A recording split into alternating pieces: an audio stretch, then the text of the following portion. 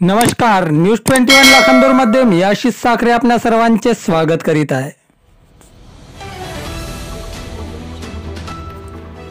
लांडग्यांच्या हल्ल्यात शेळी ठार, विरली खुर्द येथील घटना।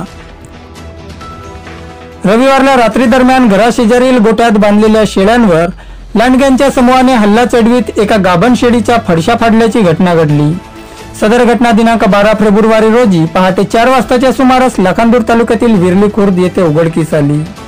होमेश सुखदेव लक्ष्मणे राहणार विरली खुर्द असे त्या नुकसानग्रस्त पशुपालकाचे नाव आहे। प्राप्त माहितीनुसार होमेश लक्ष्मणे यांच्या गोठ्यात नेहमीप्रमाणे त्यांची जनावरे बांधली असायची। घटनेच्या दिवशी मध्यरात्री दरम्यान सर्व गाढ झोपेत असताना अचानक होमेश लक्ष्मणे यांच्या शेळीवर लांडग्यांच्या समूहाने हल्ला चढवीत शेळीचा फडशा फाडला। दरम्यान होमेश लक्ष्मणे हे नेहमीप्रमाणे पहाटे उठून बघितले असता अंगणातील त्यांच्या शेळीचा फडशा फाडलेला दिसला। या घटनेची माहिती लाखांदूर वन विभागाला देण्यात आली।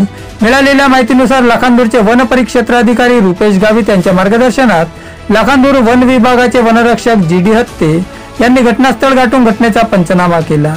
या घटनेमध्ये सदर पशुपालकाचे एकूण 15,000 रुपयांचे नुकसान झाले असून पशुपालकासह गावकऱ्यांनी नुकसान भरपाईची मागणी केली आहे।